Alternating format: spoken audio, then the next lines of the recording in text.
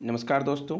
आज मैं आप लोग को पटना हाई कोर्ट असिस्टेंट 30 अप्रैल को एग्ज़ाम होने वाले हैं, उसके लिए मैं एक्सपेक्टेड क्वेश्चन लेके आया हूँ जिसे पूछे जा सकते हैं। जिनको इसका पीडीएफ चाहिए वो हमारे टेलीग्राम या व्हाट्सएप ग्रुप से जुड़ सकते हैं। डिस्क्रिप्शन लिंक में लिंक दे दिया गया है। पहला प्रश्न है, अंडमान निकोबार की द्वीप की सबसे ऊंची चोटी कौन है? अंडमान निकोबार की द्वीप की सबसे ऊंची चोटी सैडल पीक है। सैडल पीक की लंबाई 732 मीटर है और अंडमान द्वीप समूह का उच्चतम बिंदु है। सैडल पीक उत्तर अंडमान द्वीप पर स्थित है। यह सैडल पीक नेशनल पार्क से घिरा हुआ या बंगाल की खाड़ी में द्वीप समूह का उच्चतम बिंदु है। 10 डिग्री चैनल अंडमान द्वीप समूह को निकोबार से अलग करता है। 8 डिग्री चैनल मिनी काई को मालदीव के द्वीपों से अलग करता है। 9 डिग्री चैनल लक्षद्वीप को मिनी काई से अलग करता है। एक आपका पूछे जाने वाले प्रश्न है, ब्रिटेन के संविधान से क्या नहीं लिया गया? ब्रिटेन के संविधान से आपका मौलिक अधिकार नहीं लिया गया। मौलिक अधिकार आपका यूएसए से लिया गया और वर्तमान में मौलिक अधिकार 6 हैं। ब्रिटेन से आपका लिया गया संसदीय सरकार, विधि का शासन, विधायी प्रक्रिया, एकल नागरिकता, कैबिनेट प्रणाली, विशेष अधिकार रीट, संसदीय विशेष अधिकार और द्विसदनीयता। अमेरिका से लिया गया आपका मौलिक अधिकार, न्यायपालिका स्वतंत्र, न्यायिक समीक्षा, राष्ट्रपति का महाभियोग, सर्वोच्च न्यायालय और उच्च न्यायालय के न्यायाधीश को हटाना, उपराष्ट्रपति का पद। जापान से लिया गया विधि द्वारा स्थापित प्रक्रिया। जर्मनी से लिया गया आपातकालीन के दौरान मौलिक अधिकार का निलंबन। दक्षिण अफ्रीका से लिया गया संविधान संशोधन अनुच्छेद 368 भाग 20 में है। एक पूछा जाने वाला प्रश्न आपका, सतरिया नृत्य किस राज्य से संबंधित है? सतरिया नृत्य आपका असम राज्य से संबंधित है। सतरिया को संगीत नाटक अकेडमी पुरस्कार द्वारा 2000 ईस्वी में सतरिया नृत्य को दर्जा दिया गया था। भारत में कुल 8 शास्त्रीय नृत्य है। भरतनाट्यम तमिलनाडु, कथकली केरल, कुचिपुड़ी आंध्र प्रदेश, कथक उत्तर भारत उत्तर प्रदेश, मोहिनीअट्टम केरल, मणिपुरी मणिपुर, उड़ीसी का उड़ीसा। 2020 तक ओलंपिक में भारत ने किस खेल में 8 स्वर्ण पदक जीते? हॉकी खेलों में 8 स्वर्ण पदक जीते हैं भारत की हॉकी टीम ने ओलंपिक में अब तक का सबसे सफल टीम है, जिसने 8 स्वर्ण पदक जीते। 1928, 1932, 1936, 1948, 1952, 1956, 1964, 1980 में खेले गए में भारत का चैंपियन रूप में उभरा है। प्रश्न पूछा जाने वाला प्रश्न है, महाराष्ट्र में महिलाओं के द्वारा कौन सा नृत्य किया जाता है? महाराष्ट्र में महिलाओं के द्वारा लावनी नृत्य किया जाता है। लावनी पारंपरिक गीत और नृत्य का एक संयोजन है जो विशेष रूप से एक ताल वादक ढोलकी की थाप पर किया जाता है। लावनी नृत्य की शुरुआत 18वीं और 19वीं शताब्दी के बीच महाराष्ट्र में हुआ था। प्रायद्वीपीय भारत की सबसे लंबी नदी कौन है? प्रायद्वीपीय भारत की सबसे लंबी नदी गोदावरी नदी है। भारत की सबसे लंबी नदी है। यह पूरब की ओर नासिक महाराष्ट्र में त्रिम्बकेश्वर से बंगाल की खाड़ी में बहती है और इस दौरान यह 3465 किलोमीटर निकलती है। यह भारत की सबसे दूसरी बड़ी नदी है। भारत की सबसे बड़ी लंबी नदी गंगा है, 2525 किलोमीटर बहती है। यह उत्तराखंड के राज्य से निकलती है। आईने ए अकबरी पुस्तक किससे संबंधित है? आईने अकबरी पुस्तक अब काबुल फजल संबंधित है। आईने अकबरी 16वीं सदी के दस्तावेज है। यह फारसी भाषा में लिखा गया था। यह मुगल सम्राट अकबर के प्रशासन से संबंधित है। अकबर 13 वर्षों के अकबर नाम पर काम किया था।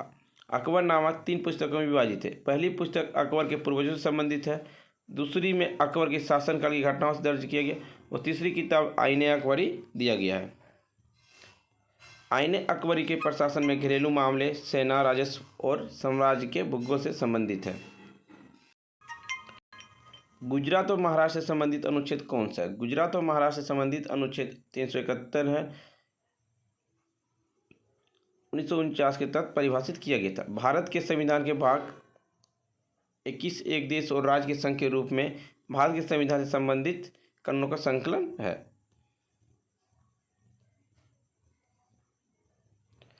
अनुच्छेद 371 के तहत विशेष प्रावधान रखने वाले राज्य। अनुच्छेद 371 ए नागालैंड, अनुच्छेद 371 बी असम, अनुच्छेद 371 सी मणिपुर, अनुच्छेद 371 डी एंड ई आंध्र प्रदेश, अनुच्छेद 371 एफ सिक्किम, अनुच्छेद 371 जी मिजोरम, अनुच्छेद 371 एच अरुणाचल प्रदेश, अनुच्छेद 371 आई गोवा, अनुच्छेद 371 जी हैदराबाद और कर्नाटक राज्य को विशेष प्रावधान दिया गया है।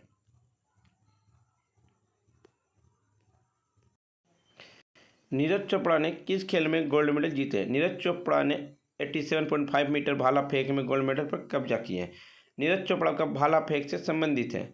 और नीरज चोपड़ा 2018 एशिया खेलों में स्वर्ण पदक विजेता रहे और 2018 में एशिया खेलों में उद्घाटन के समय भारत के ध्वजवाहक भी थे। उन्हें 2018 राष्ट्रमंडल खेलों में भारत के लिए स्वर्ण पदक जीता है। एक यह आपका पूछे जाने वाला प्रश्न है, लिटिल मास्टर किसे कहा जाता है? लिटिल मास्टर आपका सुनील गावस्कर को कहा जाता है। इसमें गावस्कर के 3 लोकप्रिय किताबें सनी डेज, आइडल्स और वन डे वर्ड्स शामिल किए गए। कपिल देव का उपनाम हरियाणा हरिकेन है। अनिल कुंबले को नवजोत सिंह सिद्धू ने जंबो उपनाम दिया था। गांधी जी दक्षिण अफ्रीका से कितने वर्ष में लौटे थे? गांधी जी दक्षिण अफ्रीका से 45 वर्ष में लौटे थे। दक्षिण अफ्रीका में 21 वर्ष तक रहने के बाद वह 1915 ईस्वी में वापस भारत में लौटे थे। उनका गांधी जी का पूरा नाम मोहनदास करमचंद गांधी है। इनका जन्म 2 अक्टूबर 1969 को पोरबंदर में भारत में हुआ था और मृत्यु 30 जनवरी 1948 को दिल्ली में हुई थी।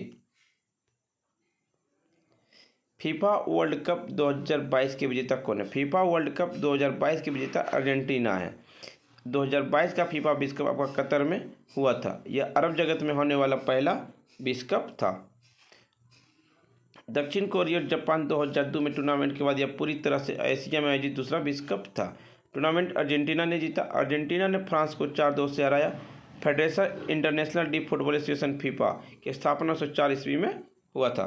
मुख्यालय आपका स्विट्जरलैंड है। टीमों की संख्या थी 2022 में 32 और सबसे सफल टीम रहा आपका ब्राजील जो 5 बार खिताब विजेता रह चुका है। दयानंद सरस्वती की मृत्यु कब हुई? दयानंद सरस्वती की मृत्यु 30 अक्टूबर 1883 ईस्वी को हुआ था।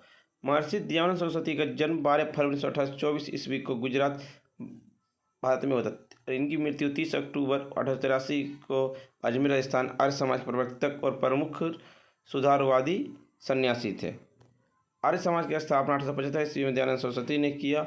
मूल शंकर दयानंद सरस्वती का वास्तविक नाम था। विराजन नंदिता दयानंद सरस्वती के गुरु थे। उनके द्वारा 1875 ईस्वी में सत्यार्थ प्रकाश की रचना की गई थी। भारत के संविधान का अनुच्छेद 76 किससे संबंधित है? भारतीय संविधान का अनुच्छेद 76 भाग 5 के तहत भारत के महान्यायाधीश की स्थिति से संबंधित है। उनकी नियुक्ति राष्ट्रपति के द्वारा की जाती है। भारत के 16वें महान्यायाधीश वरिष्ठ RK वेंकटरमणी की नियुक्ति किया गया। चुनाव आयोग अनुच्छेद 324, सर्वोच्च न्यायालय अनुच्छेद 124।